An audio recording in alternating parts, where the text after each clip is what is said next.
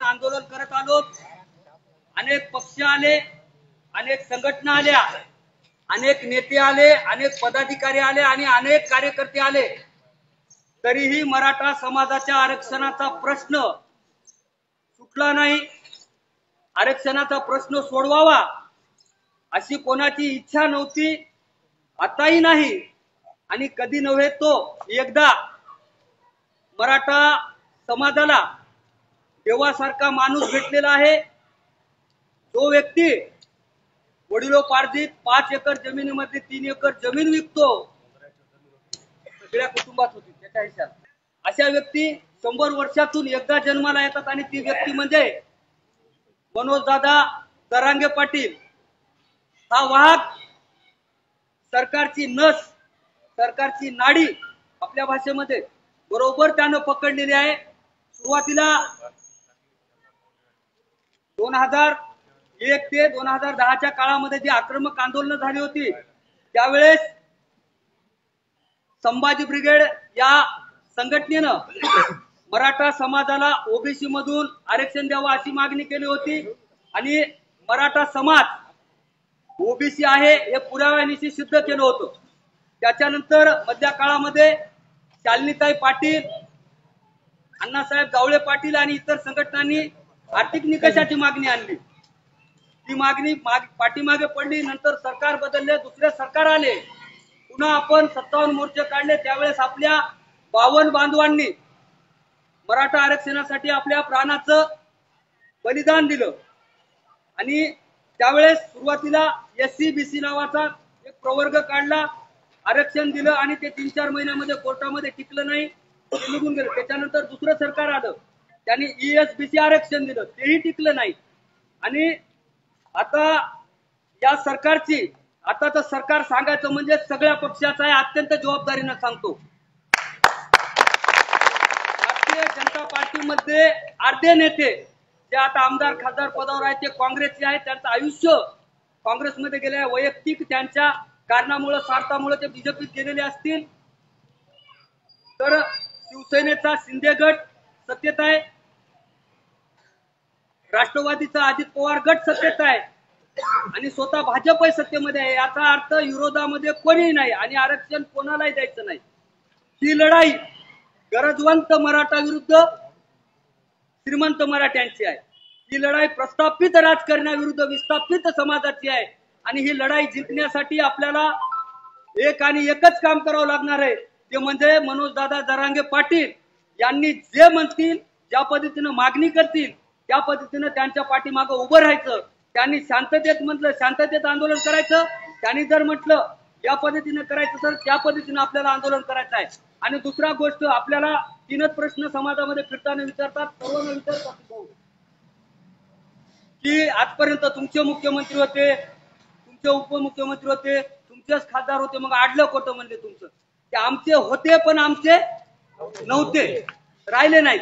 आता आपलेच माजी उपमुख्यमंत्री महाराष्ट्राचे आणि ज्यांच्या नावानं मागच्या सरकारच्या काळामध्ये समिती नेमली होती, त्या समितीला नांदेड जिल्ह्यातून आपल्याच्या बऱ्याच जणांनी पुरावे दिले होते।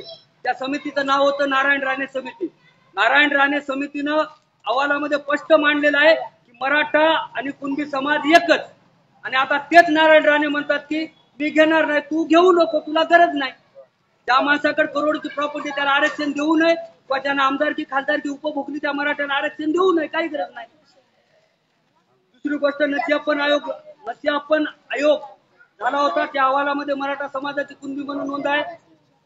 गायकवाड समितीचा अहवाल झाला होता फडणवीस सरकारच्या काळामध्ये, त्याच्यामध्ये सुद्धा कुणबी नोंद आहे। विशेष म्हणजे मराठवाडा सोडला तर पश्चिम महाराष्ट्र, विदर्भ, खानदेश, तेलंगणातला काही भाग, कर्नाटक मधला काही भाग, जवळपास आज आपले 80 ते 90% त्या भागातला मराठा समाज ओबीसी मध्ये आहे। तिकडचा 10% आणि मराठवाड्यातला 90% समाज, म्हणजे आपलं टोटल जर मराठा समाजाची टक्केवारी काढली तर फक्त 25% मराठा समाजाला आरक्षण नाही आणि 75% मराठा समाजाला आरक्षण आहे। आणि त्या 75% आरक्षण असलेल्या मराठा समाजाचे नेते प्रस्थापित आहेत।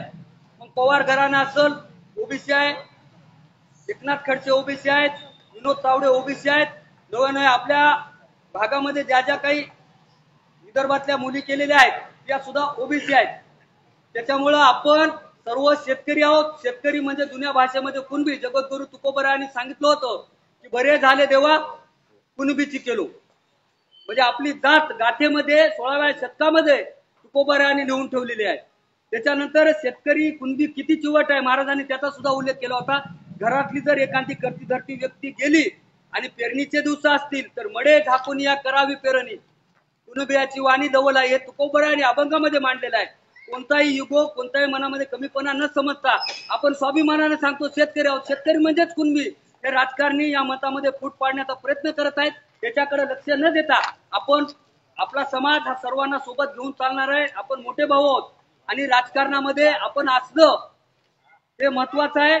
आणि आपल्या बांधवाचं प्रत्यक्ष अप्रत्यक्ष प्रत्येक व्यक्तीचं आपल्या सोबत आहेत. अनेक आमदार खासदार अप्रत्यक्ष आहेत परंतु प्रत्यक्षपणे उतरत नसल्यामुळे आपल्याला आपला त्यांना विरोध आहे.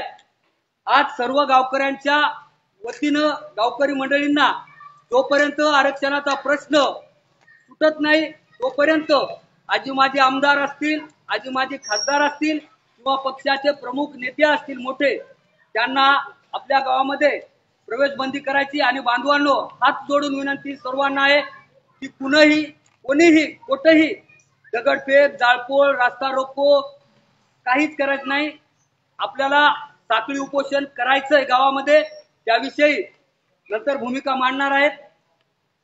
आणि या ठिकाणी जे उपोषण होणार आहे पावडेवाडीला त्या उपोषणामध्ये आपल्याला आपल्या सगळ्या सर्कलच्या गावातील लोकांना सहभागी करून घ्यायचंय. प्रत्येक गावाला 1-2 दिवस आपल्याला उपोषणासाठी द्यायचे आणि सुरुवात आपल्या इथून करायची. आणि मनोज जरांगे पाटील ज्या पद्धतीनं सांगतील त्या पद्धतीनं आंदोलन करायचं आहे. आणि जोपर्यंत मराठा समाजाला ओबीसी मधून आरक्षण भेटत नाही तोपर्यंत आपले पक्ष आपल्यातील मतभेद आपल्यातील हेवे दावे आपल्यातील जे काही भेदाभेद आहेत ते बाजूला सारूया. सर्वजण मराठा समाज म्हणून एकत्र